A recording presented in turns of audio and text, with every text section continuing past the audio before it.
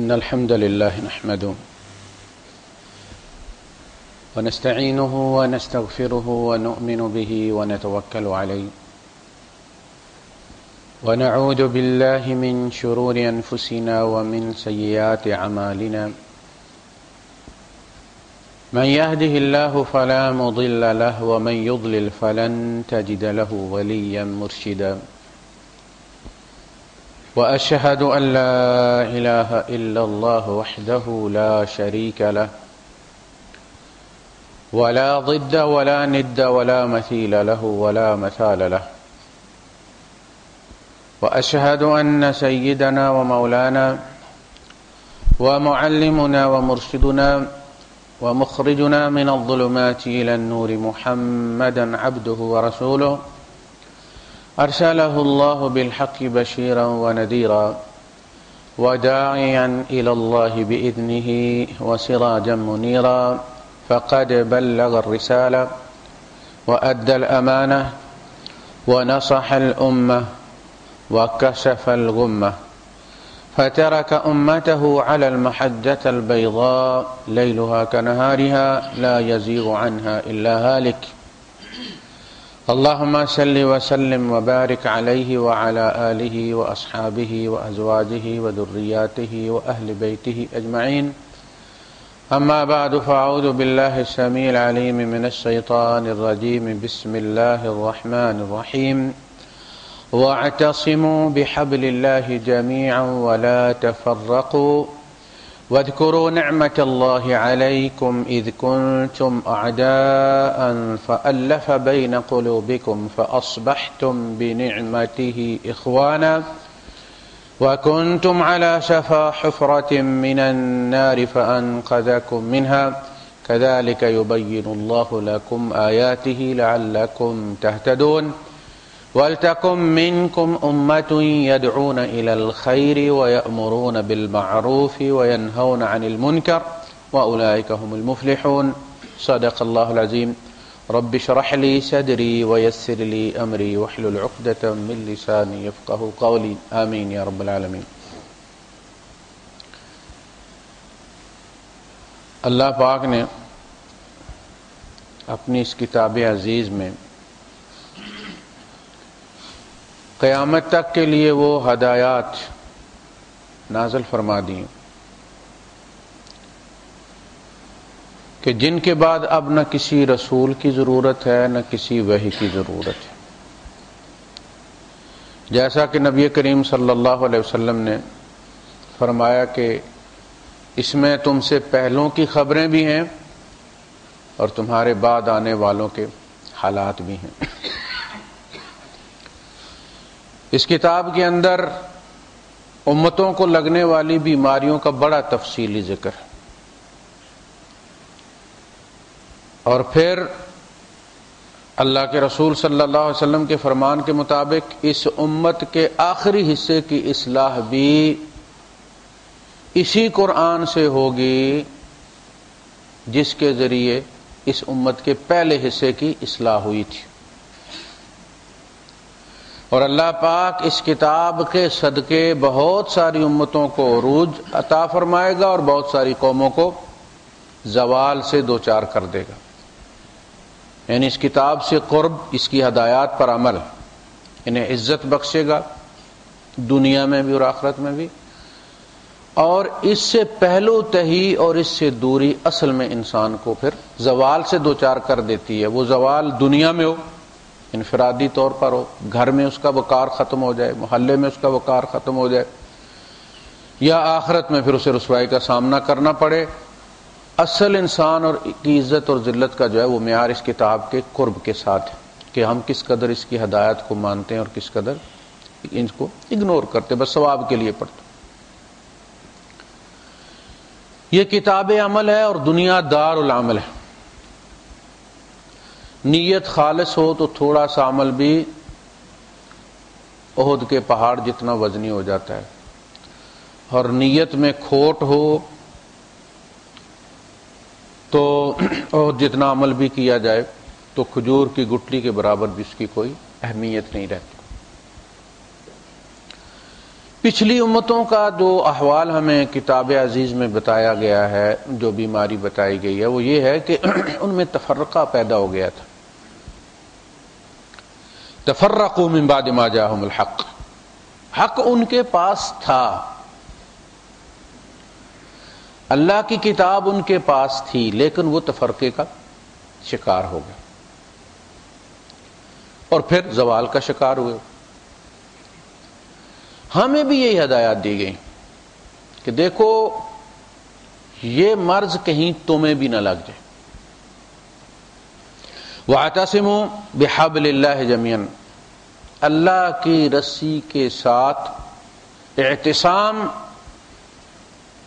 مضبوطی سے. اس لیے عاصمہ جو ہے نا وہ کیپٹل کو کہتے ہیں. کسی ملک کا جو عاصمہ ہوتا ہے، کیپٹل اس کا، وہ سب سے مضبوط ٹھکانہ ہوتا ہے، سب سے مضبوط اور محفوظ شہر ہوتا ہے کہ جہاں پھر آخری جنگ لڑی جاتی ہے. جب کوئی کیپٹل فال کر جاتا ہے تو اس کا مطلب ہے کہ پھر ڈاکہ فال کر کے سارا ملک کسی کے قبضے میں چلا جائے، وہ عاصمہ بچا رہے تو تب تک وہ باغی قرار پاتے ہیں. اور یہ ایک شہر میں بھی ہو تو حکومت ہی قرار پاتی جب تک کہ وہاں اس کا اس شہر کے اندر عاصمہ. یہ ہے وَاعْتَصِمُوا، یہ قرآن تمہارا کیپٹل ہے، اس سے گرے تو گرے.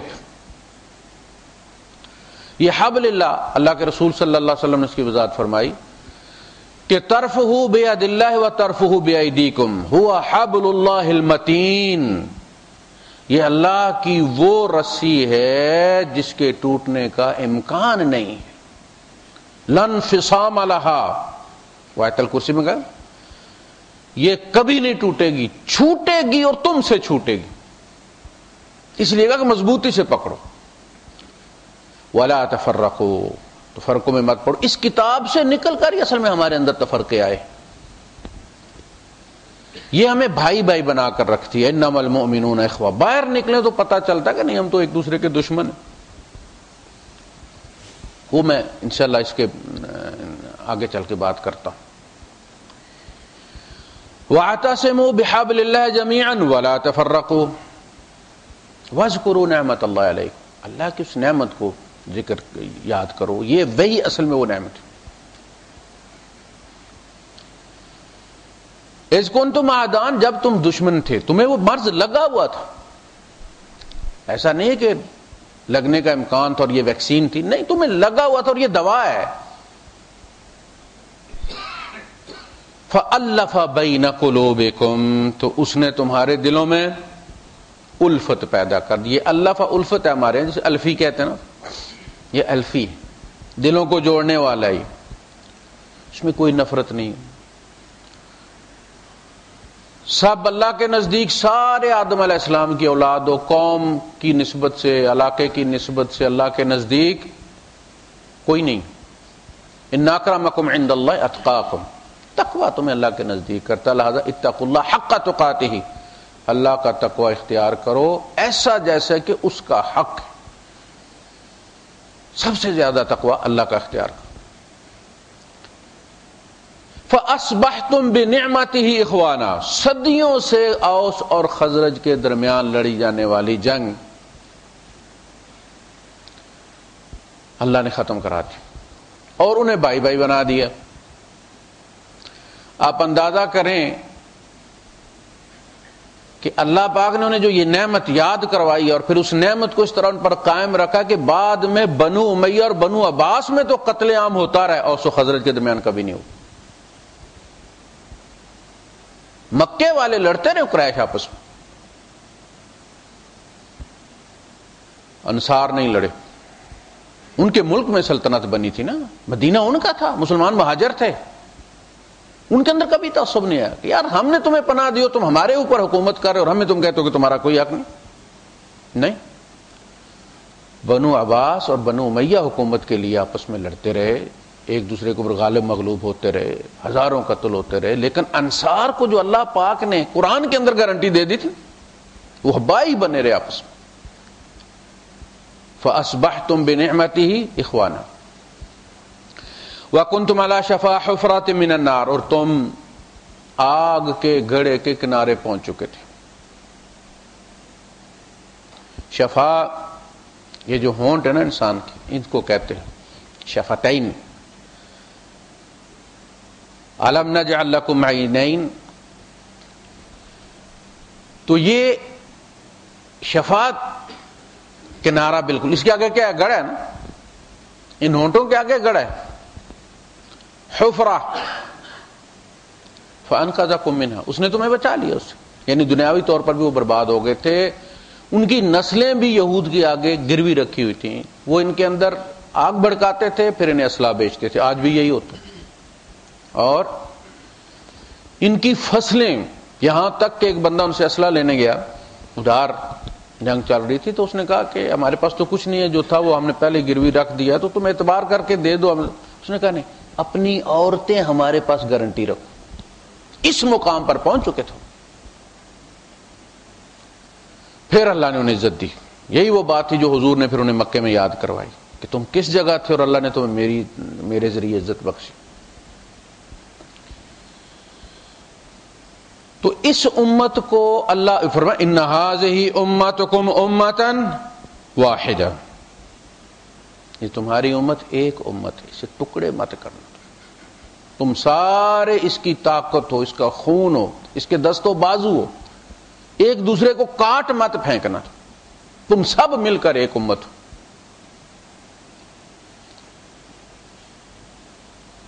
تو قرآن حکیم میں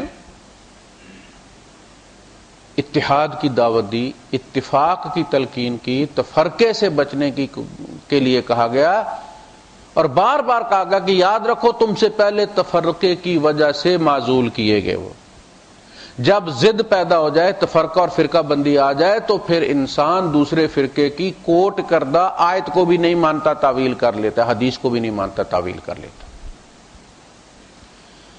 ہمارے یہاں جو مناظروں میں اپنے اپنے مقصد کی حدیثیں تلوار کے طور پر اور ڈھال کے طور پر لوگ استعمال کرتے ہیں، انہیں پتہ ہوتا ہے کہ سارا حق میرے ساتھ نہیں ہے، ان کے پاس بھی حدیث ہے اور قوی حدیث، لیکن وہ اپنے بندوں میں جب بھی بیٹھتے ہیں تو وہ اپنے والے بیان کرتے ہیں، دوسرے والے چھپاتے ہیں. اس لیے خائن کسی بھی فرقے کا مناظر جو ہوتا ہے وہ کسی بھی فرقے کا ہو، وہ خائن ہوتا، خیانت کرتا ہے، چھپا کے کچھ چھپاتا ہے. اس میں خیر کوئی نہیں ہے. تو انہوں نے تفرقہ ڈالا من بعد ما جاءہم الحق، من بعد ما جاءتہم البینات.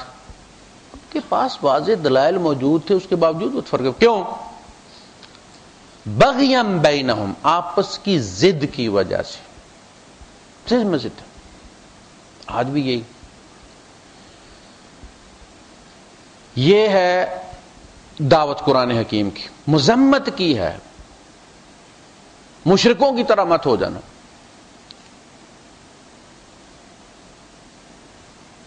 الذین فرقوا دینہم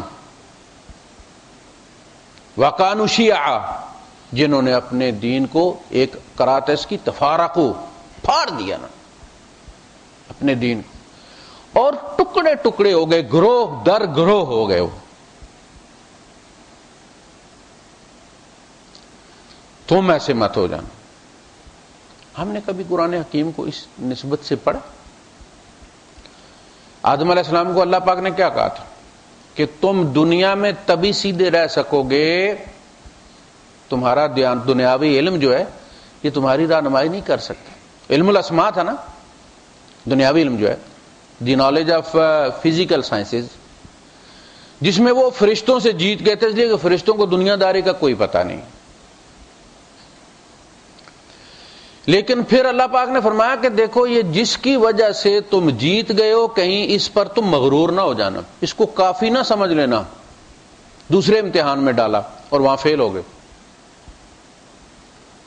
وہاں فیل ہو گئے. وَعَصَىٰ آدَمُ رَبَّهُ فَغَوَىٰ، نافرمانی کر بیٹھے. وہ علم ان کے کام نہیں آیا، علم الاسماء. شیطان نے بس ایک قسم کھائی ہے اور پھسلا دیے. تو اللہ پاک نے فرمایا فَإِمَّا يَأْتِيَنَّكُم مِّنِّي هُدًى، جب تمہارے پاس میری طرف سے ہدایات پہنچیں، فَمَنِ اتَّبَعَ هُدَايَ، جس نے میری ان ہدایات کی پیروی کی، یہ پیغمبروں پر بھی اللہ کی وحی کا اتباع واجب ہے. ان اتبع الا ما یوحى الی قل ما یکون لی ان ابدلہ من تلقاء نفسی، میں قرآن کو نہیں بدل سکتا، مجھے بدلنے کے لیے کوئی اختیار نہیں دیا گیا. ان اتبع الا ما یوحى الی، میں بھی اسی کی تابع داری اور اتباع کرنے کا پابند ہوں جو میری طرف وحی کیا جاتا ہے. انی اخاف ان عصیت ربی عذاب یوم عظیم، میں بھی ڈرتا ہوں کہ اگر میں نے اپنے رب کی نافرمانی کی تو عظیم عذاب میں مبتلا نہ ہو جاؤں. یہ ہوتی ہے وحی، اور آج ہمارے یہاں اس کی کوئی اہمیت نہیں. آپ قرآن کی آیت کوٹ بھی کریں تو جوں تک نہیں رینگتی، وہ منتظر رہیں گے کہ کوئی حدیث آئے جو پھر اس کو تھوڑا سا ڈیلیوٹ کرے، اس کو ہلکا کرے، تھوڑا سا کوئی گلاب ڈالے اس میں. ہم نے یہ سمجھا کہ حدیثیں قرآن کو منسوخ بھی کر دیتی ہیں. قرآن کو کوئی حدیث منسوخ نہیں کر سکتی، جس طرح خدا کو کوئی رسول معزول نہیں کر سکتا. رسول کے کلام پر اللہ کے کلام کو وہی فوقیت حاصل ہے جو رسول پر اللہ کو حاصل ہے. قرآن بار بار کہتے ہیں بتا دو کہ میں ماننے کے لیے بھیجا گیا، بدلنے کے لیے نہیں بھیجا گیا. بھرا ہوا ہے قرآن، جگہ جگہ کہا گیا.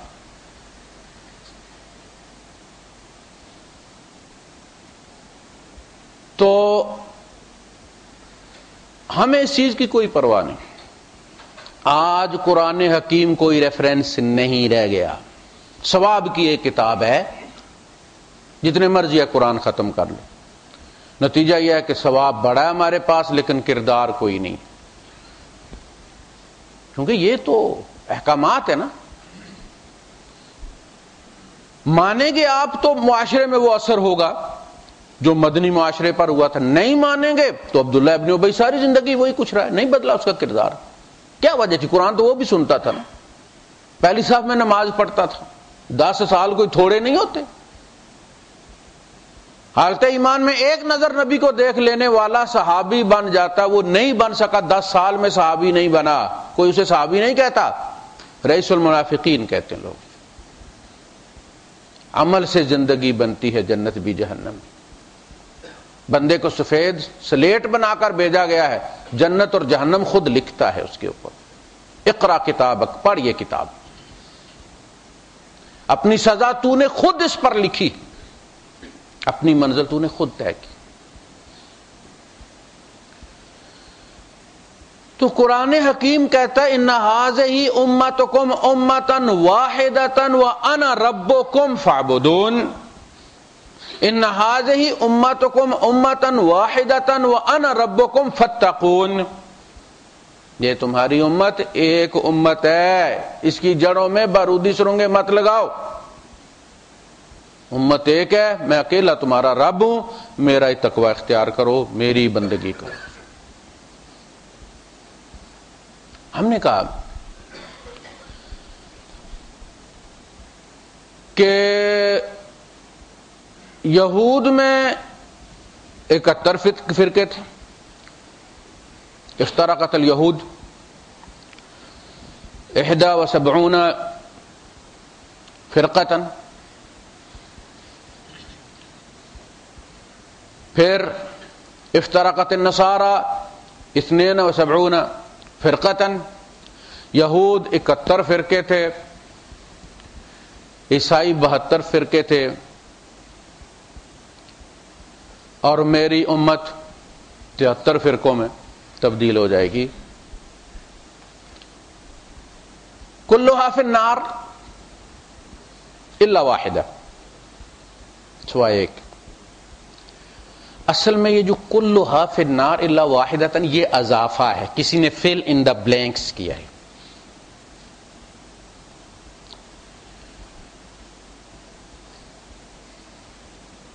اب نبی اچھا وہ جو ایک ہے اس نے فرقے بنا دیے مسلمانوں میں. وجن ایک جنت میں جائے گا، 72 جہنم میں جائیں گے. اب اہل حدیث کہتے ہیں وہ ایک کم ہے، فرقہ ناجیہ. یہ چھری جس سے اس امت کو کیک کی طرح کاٹا جا رہا ہے وہ کس نے پکڑا ہے؟ ان کے ہاتھ میں اس حدیث کو استعمال کیا جا رہا ہے، حالانکہ یہ حدیث وہ بات کر ہی نہیں رہی، حدیث کا سینس ہی اور ہے، لیکن اس کو تلوار کی طرح استعمال کیا۔ الا واحدہ، وہ کہتے ہیں وہ واحدہ ہم ہے، دوسرے کہتے ہیں وہ ہم ہے۔ دیکھیں نا، کسی پاکستانی سے پوچھیں تو وہ کہے گا کہ دنیا کا سب سے خوبصورت ملک پاکستان ہے۔ انڈیا والے سے پوچھیں کیوں کہ انڈیا، افغانی سے پوچھیں کھانے کو روٹی بھی نہ ہو، قدم قدم پر بارودی سرنگیں بھی ہوں، تڑپتے ہیں چھٹی لے کر وہاں جانے کے لیے، ان کے لیے افغانستان ان کی زندگی۔ جس طرح ہر شخص کو اپنا وطن پیارا ہوتا ہے نا، اسی طرح ہر شخص کو اپنا فرقہ بھی پیارا ہوتا ہے، جس میں وہ پیدا ہوا، جس میں وہ بڑا، جس میں اس نے نمازیں پڑھی۔ ہر بندہ یہ سمجھتا ہے کہ اس کا فرقہ جنتی فرقہ، حالانکہ یہ ساری امت جنتی، یہ ساری امت جنتی، یہ امت مرحومہ ہے۔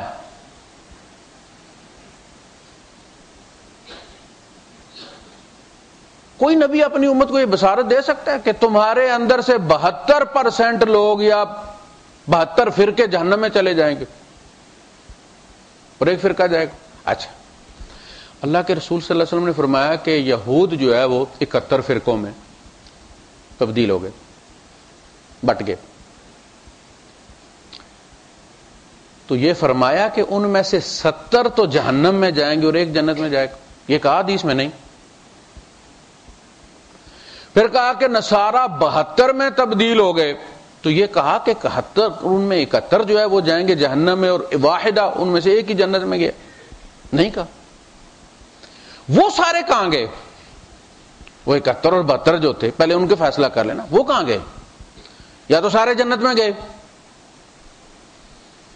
یا سارے جہنم میں گئے۔ جنت جہنم یہاں زیر بحث ہی نہیں ہے،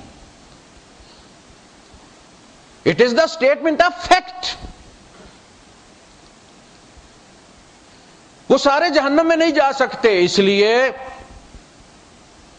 کہ ان میں صاحب حق قرآن کہتا ہے، ان میں وہ لوگ بھی ہیں کہ 1 دینار آپ ان کو دے دیں اور جب طلب کرے وہ آپ کے جو ہے 1 دینار دیں ان کو، اور وہ بندہ جو ہے اس کے سر پر جب تک آپ کھڑے نہ وہ واپس نہیں کرتے۔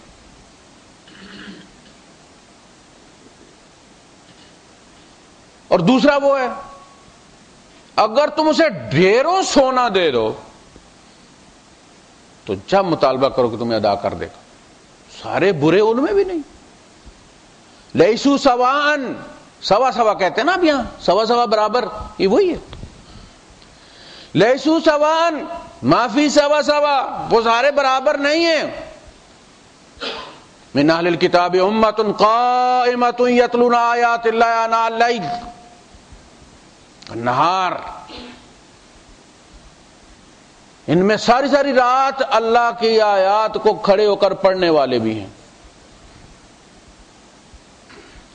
اللہ پر ایمان رکھتے ہیں، ہر خیر کے کام میں دوڑ کے جاتے ہیں، سارے وہ بھی جہنم میں نہیں جائیں گے۔ ان کا ذکر نہیں ہے کہ سارے جنت میں جائیں گے جہنم میں جائیں گے، بس یہ کہا کہ وہ اتنے میں تبدیل ہوئے تھے، نصارہ اتنے میں تبدیل ہوئے، میری امت اتنے میں تبدیل ہوگی، بس اتنی ساری حدیث ہے۔ نہ ان کی جنت اور جہنم کا فیصلہ ہے، نہ اس امت کی جنت اور جہنم کا فیصلہ کہ ایک جنت میں جائے گا باقی جہنم میں جائیں گے۔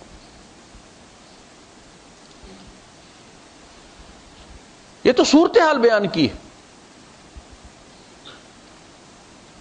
امتوں میں عیسائیوں نے سب سے زیادہ ستم برداشت کیا ہے، عیسائی نا، کیونکہ یہود رومنوں کے ساتھ مل کر مظالم کی وہ چکی چلائی ہے، قرآن اعتراف کرتا ہے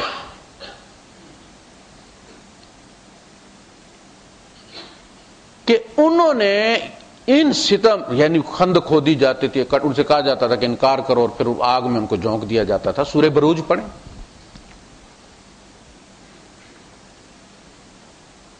اس کے نتیجے میں ان کے دلوں میں اللہ نے رقت پیدا کر دی۔ عیسائیوں کے دلوں میں اللہ پاک کہتا فَجَعَلْنَا فِي قُلُوبِ الَّذِينَ اتَّبَعُوهُ رَأْفَةً وَرَحْمَةً ہم نے رافت اور رحمت سے اس کے ماننے والوں کو، عیسیٰ علیہ السلام کے ماننے والوں کے دلوں کو بھر دیا.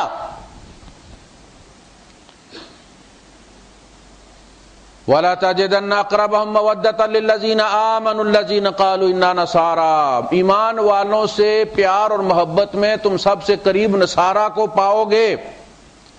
ذَلِكَ بِأَنَّ مِنْهُمْ قِسِّيسِينَ وَرُهْبَانًا، اس لیے کہ ان کے اندر قسیس اور رہبان راہب ہیں، ان کے دلوں میں درد ہے. لبنان کے اندر جب محاصرہ ہوا تھا فلسطینی کیمپوں کا عمل، جو شیعہ تنظیم کس نے کیا تھا محاصرہ، تو وہ سب کچھ ختم ہو گیا تھا ان کا بیچاروں کا. تو آخر وہ کتے بلیاں کھانے لگ گئے تھے. تو انہوں نے پوچھا تھا مسئلہ کہ، اور ان کے ساتھ جو وہاں یہ ریڈ کراس والے جو تھے وہ یورپین تھیں، وہ خواتین جو ان کے ساتھ کتے اور بلیاں کھا رہی تھیں لیکن وہیں تھیں.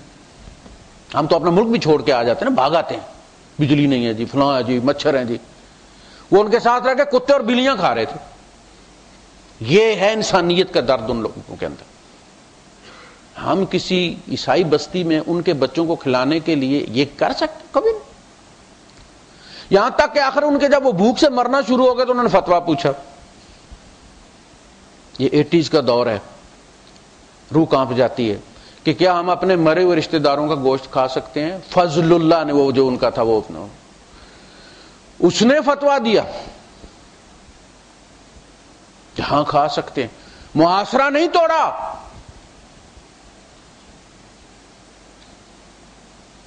سارے علماء نے کہا کھا سکتے. اسرائیلی ٹینکوں کے آگے کھڑے ہونے والی یورپی لڑکیاں جو عیسائی ہیں، آپ کو پتہ نہیں کچلی جاتی ہیں. کیا کوئی مسلمان کسی عیسائی قوم کے لیے اس حد تک کھڑا ہونے کے لیے تیار ہے ٹینکوں کے سامنے کہ کچل جائے لیکن ان کی طرف ٹینک نہ بڑھنے دے؟ نہیں. ہم تو خود جلاتے ہیں ان کی بستیوں کو، ذرا سی افواہ اڑاتے ہیں، ان کی بستی جلواتے ہیں تاکہ وہاں پھر بعد میں وہ ہماری وہ ہاؤسنگ اسکیم، ان کو ڈرا دیتے ہیں پلٹ کے آئے تو مار دیں گے تمہیں، مسلمان جانے بچاؤ، اور ان کی جگہوں پر قبضہ کر کے ہاؤسنگ اسکیمیں بنتی ہیں. مولوی صاحب کو پیسے دیے جاتے ہیں افواہ اڑانے کے، جگہ خالی کروا، مولوی صاحب اتنے دیں گے تو مسجد سے اعلان ہوتا ہے اور لوگ جلا دیتے ہیں. تو انہوں نے اتنے درد سے، سارے جہنم میں تو نہیں جائیں گے، پھر مسلمان کیسے چلے جائیں گے؟ اچھا، یہود میں 71 فرقے تھے. یہود کون تھے؟ بنی اسرائیل. نبی کریم صلی اللہ علیہ وسلم سے پہلے سارے انبیاء جو تھے وہ بنی اسرائیل کی طرف ہی بھیجے جاتے رہے. یعنی یعقوب علیہ السلام کے بعد، چونکہ انہی کو وہ اسرائیل کہتے تھے، یعنی اللہ کا سپاہی، اللہ کا بندہ. اس طرف آپ کو پتہ ہے نا غلام کو کہتے ہیں، اور غلام عبد عربی میں کہتے ہیں. تو وہ اسرائیل جو ہے اصل میں عبد اللہ ہے، وہ اللہ کا بندہ. تو بنی اسرائیل بنی یعقوب ہیں سارے، انہی کی طرف انبیاء آتے رہے. ان کی لیجٹیمیسی جو تھی وہ ایسے ہی ہے جیسے آپ گورنر بناتے صوبہ سرحد کا، تو وہ صوبہ سرحد کا گورنر ہے، جو ہی پل کراس کرتا ہے ٹرک والا تو ختم. کوئی پولیس والا اس کو حکم ماننے کے لیے تیار نہیں. اسی طرح انبیاء کا بھی ہوتا ہے. انبیاء اپنی بستی سے باہر تبلیغ نہیں کر سکتے، جو بستی دی گئی ہے اس کو چھوڑ بھی نہیں سکتے، جیسے بھی لوگ ہوں، جب تک اللہ کا حکم نہ آئے.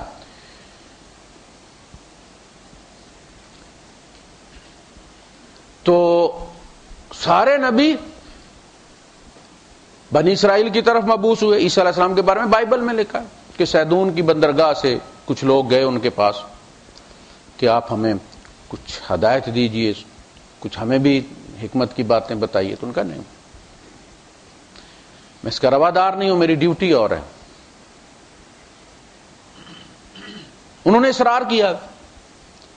تو آپ کی طرف الفاظ منسوب ہیں، کوئی اپنے، میں بنی اسرائیل کی کھوئی ہوئی بھیڑوں کی طرف بھیجا گیا ہوں، یعنی میں ان کے مینٹیننس کے لیے آیا ہوں. کوئی اپنی بیٹوں کی روٹی چھین کر کتوں کے آگے تھوڑی ڈال دیتا ہے. یعنی میں یہ ٹائم بنی اسرائیل کا ہے. میں ان کی طرف بھیجا گیا ہوں، میں ان کا ٹائم مار کے تمہیں دوں. الفاظ دیکھیں آپ نے، کوئی نبی ایسے کہہ نہیں سکتا، بس انسان کو کتا نہیں کہہ سکتا کہ وہ ہدایت لینے آئے اور وہ کہہ کہ کوئی اپنی اولاد کی روٹی چھین کے کتوں کے آگے تھوڑی ڈال سکتا. میں تمہیں ہدایت نہیں دوں گا، میں تو بنی اسرائیل کی طرف بھیجا گیا ہوں ہدایت دینے کے لیے. خیر،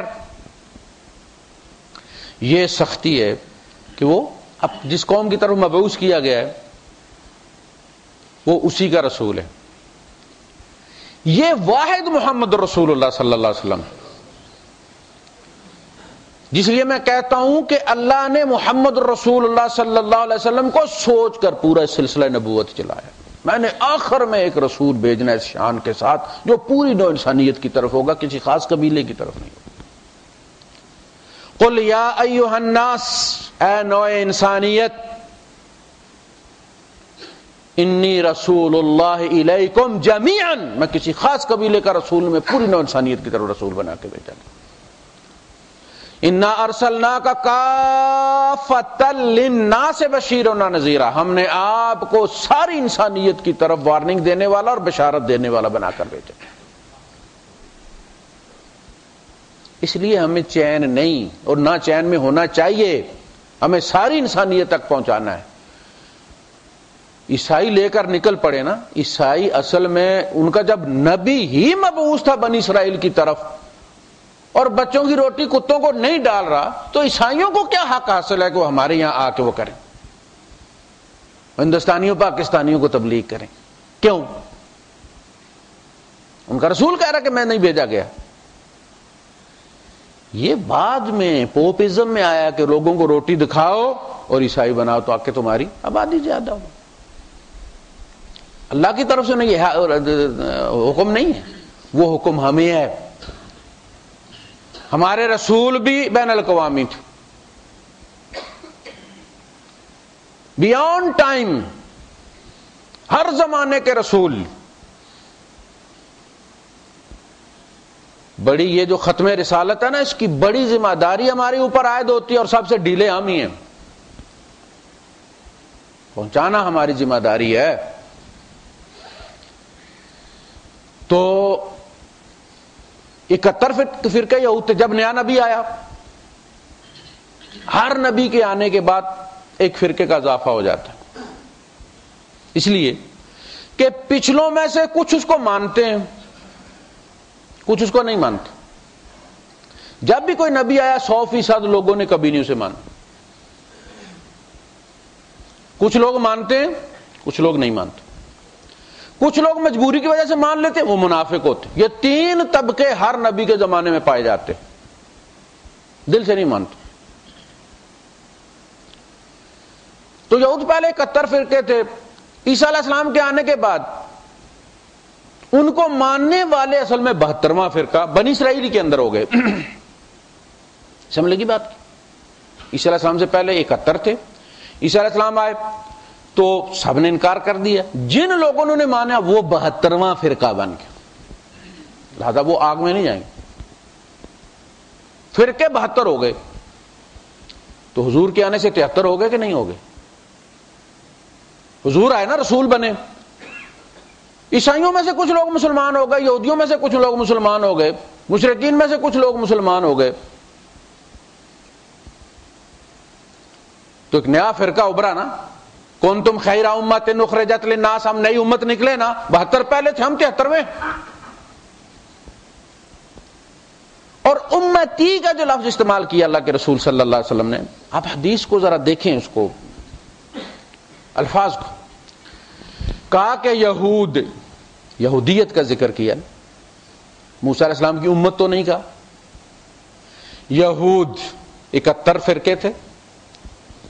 نصارا، یہ نہیں کہا کہ عیسیٰ کی امت 72 فرقے. امت کا ذکر نہیں ہے، نہ موسیٰ کی امت نہ عیسیٰ کی امت. مذہب کا ذکر کیا جا رہا ہے.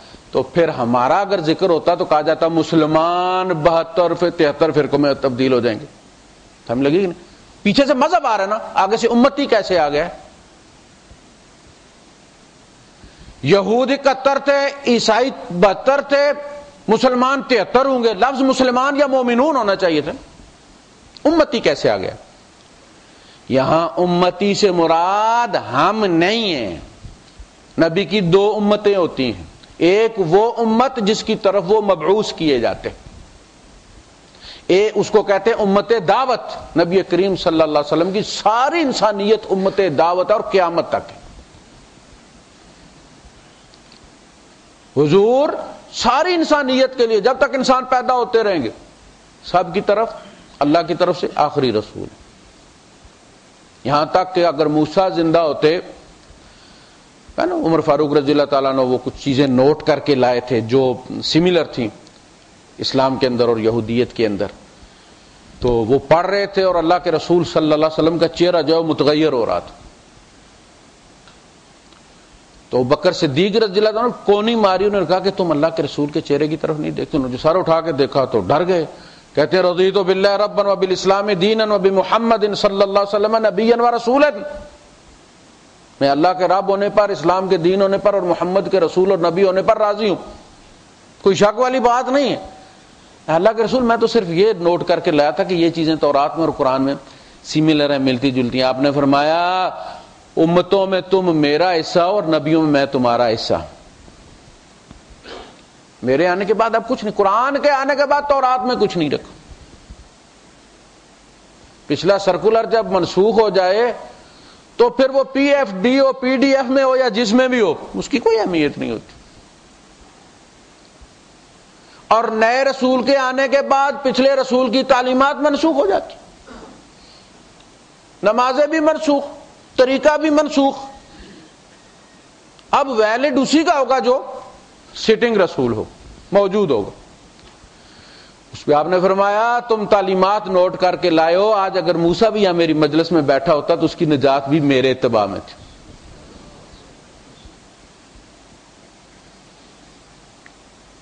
اس کے اپنی سنت منسوخ ہو جاتی. موسیٰ بھی اپنی سنت پر نہیں چل سکتے تھے اگر میرے ہوتے ہوئے آئیں تو ان کی نجات بھی میرے طریقے میں. تو ایک ہے امت دعوت، اور یہاں جو کہا نا امتی، وہاں امتی سے مراد امت مسلمہ نہیں ہے، امت استجابت نہیں ہے جو قبول کر لیتے.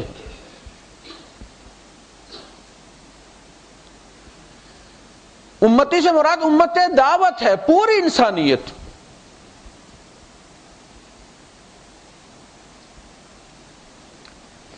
وہ 73واں فرقہ بن جائے گی.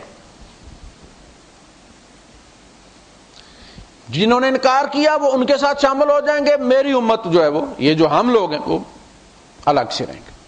اس لیے فرمایا اللہ، وہ جو الفاظ گئے نا کہ جی وہ سارے آگ میں جائیں گے، اللہ ملتن واحدہ.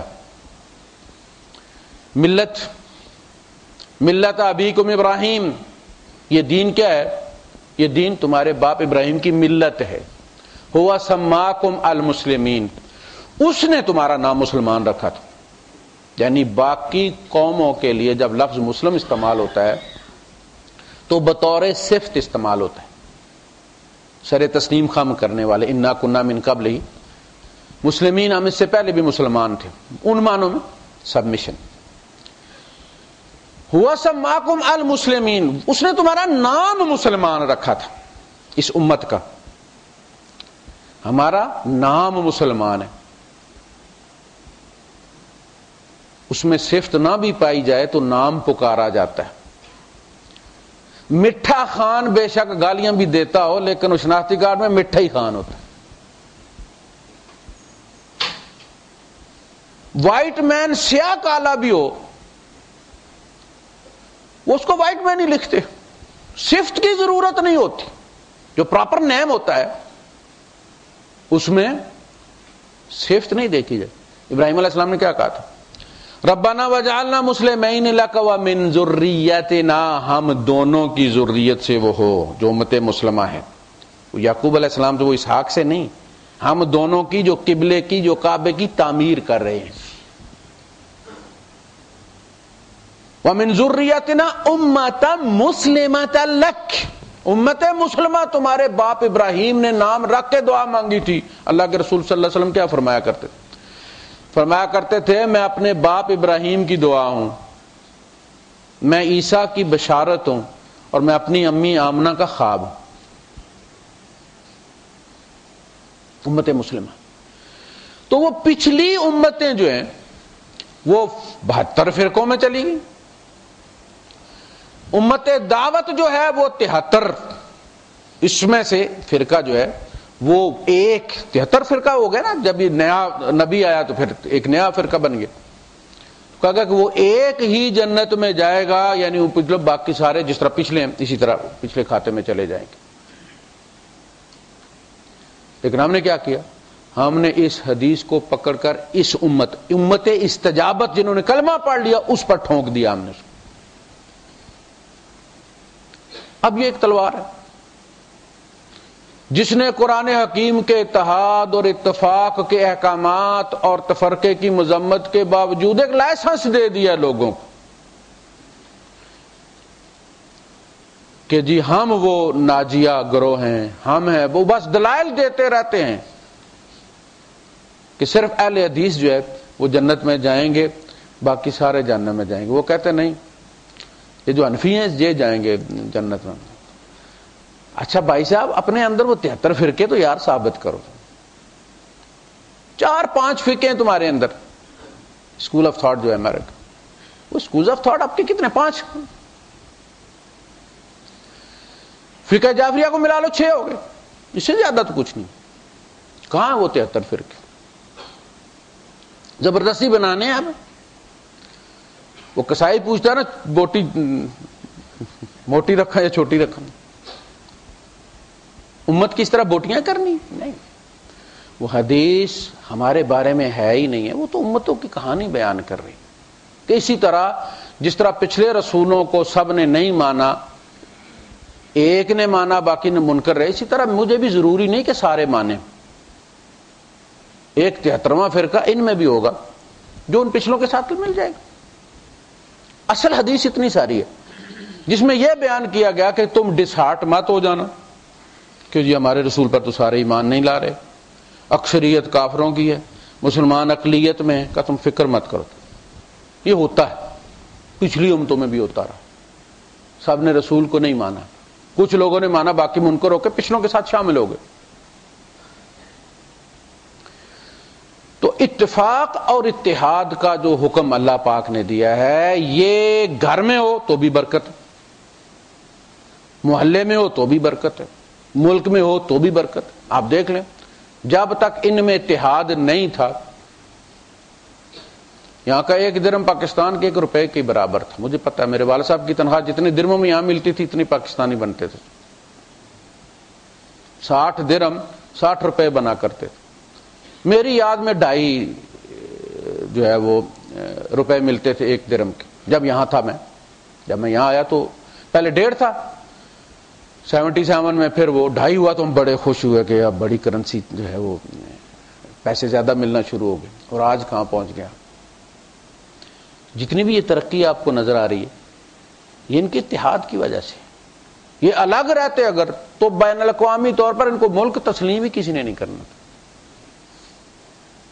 ان کی فراخ دلی ہے، ایک دوسرے کے معاملات میں مداخلت نہیں کرتے، جو لکھا اس کو بدنیت نہیں ہے، اس لیے برکت ہے۔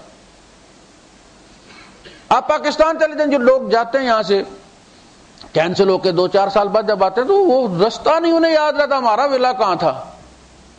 اتنی ترقی ہو جاتی ہے لوگ رستہ بھول جاتے ہیں۔ اپنے آپ استنجا کر کے وہ چھوڑ ہے نا پتھر، یقین کریں آپ 3-4 سال بعد دیں تو وہی ہوگا، اس کو بھی کوئی نہیں چھیڑے گا۔ کیوں؟ ہر ایک کو اپنی کہ بس یہی میرے پاس 1.5-2 سال میں جس میں لوٹنا ہے میں نے، اگلے الیکشن کا خرچہ بھی نکالنا ہے اس میں سے۔ ترقی کے نام پر کمیشن ہوتا ہے۔ تو اتفاق جہاں ہوگا، اتحاد جہاں ہوگا، جس گھر میں ہوگا وہ گھر کامیاب ہوگا۔ 2 انسان ہوتے ہیں نا، رائے میں اختلاف ہوتا ہے، ایک کام ہے میاں کہتا ہے ایسے کرنا ہے، بیوی کہتی نہیں ایسے کرنا ہے، ہو سکتا ہے اس کی رائے صحیح ہو، ضروری نہیں کہ میں مرد اور میری رائے بھی صحیح ہو۔ قرآن میں دیکھ لیں آپ، مردوں نے ملک ڈبوئے، فرعون نے اپنی قوم کو جو ہے وہ برباد کر دیے، اور ملکہ سبا نے، موسیٰ علیہ السلام کی ماں نے، فرعون کی بیوی نے، وہ شعیب علیہ السلام کی 2 بیٹیوں نے. قرآن حکیم میں اللہ پاک نے عورت کا بڑے اچھے الفاظ میں ذکر کیا. تو رائے اس کی بہتر ہو سکتی ہے، اس تسلیم کرنی چاہیے، ٹھیک، اصرار نہیں کرنا چاہیے جی میری چاہیے. اور جس کے بارے میں آپ فیصلہ کر رہے ہیں اس سے بھی پوچھ لیجئے، وہ بھی اللہ کا بندہ ہے، وہ کیا کہتا ہے. جٹ استخارے پر زور ہے.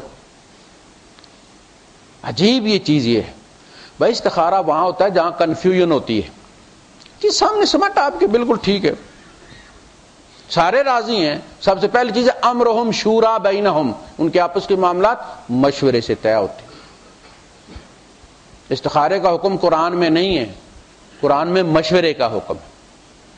استخارہ اصل میں دعائے خیر ہے کہ اللہ سے دعا کرو کہ اللہ پاک جو ہم کر رہے ہیں اس میں خیر ہو، اگر اس میں خیر نہیں ہے تو کوئی اور چیز ہمارے دل میں ڈال دے، بس اتنی ساری بات. یہ جو آن لائن استخارہ ہے نا، پکی پکائی تازہ روٹی کی طرح، اس کی کوئی شرعی حیثیت نہیں ہے. نبی کریم صلی اللہ علیہ وسلم سے صحابہ نے، کسی صحابی نے 23 سالوں میں ایک دن بھی استخارہ نہیں کروایا کہ اللہ کے رسول میں نے ایک کام کرنا، آپ استخارہ کر دیجیے.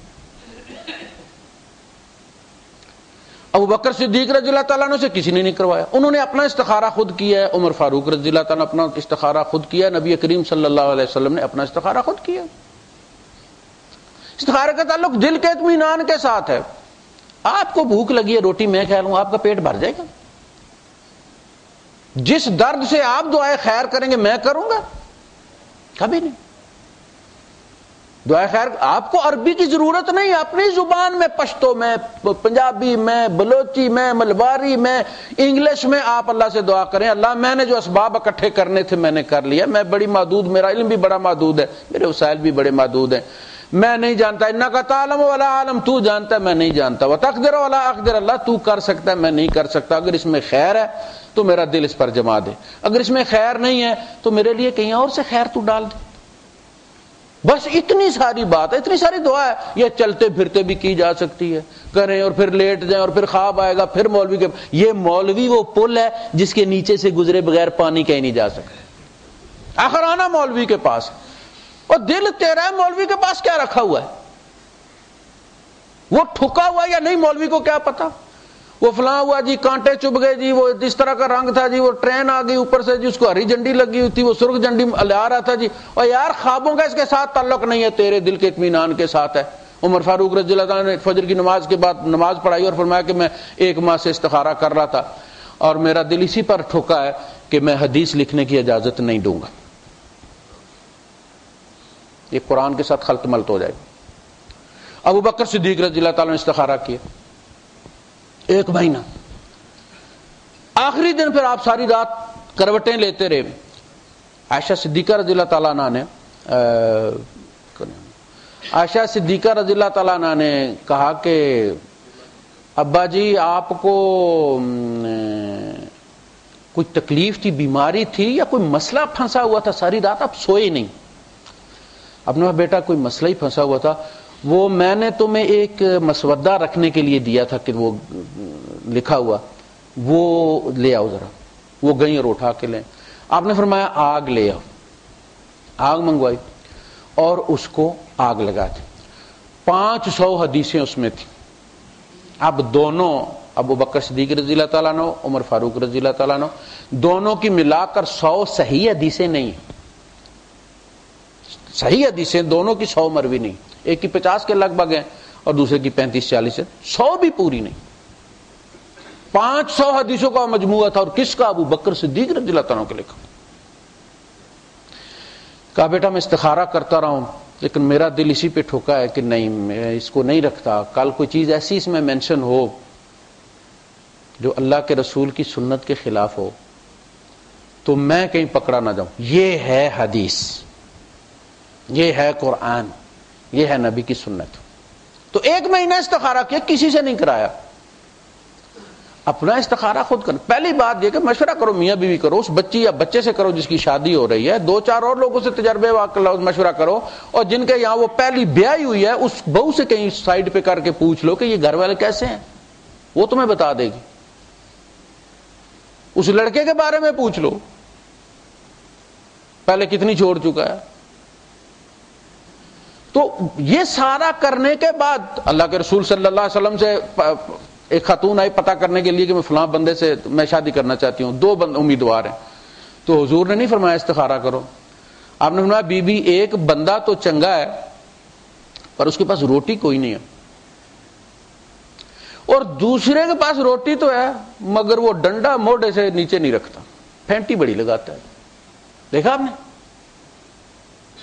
یعنی حالات دیکھے نا کہ ایک بندہ جو ہے وہ اچھا ہے لیکن روٹی نہیں, اگر صبر کر سکتی ہو, بھوکی رہ سکتی ہو تو جی بسم اللہ. اور دوسرے کے پاس روٹی تو کھانے کو ہے لیکن وہ ڈنڈا اپنے کندھے سے نیچے نہیں رکھتا.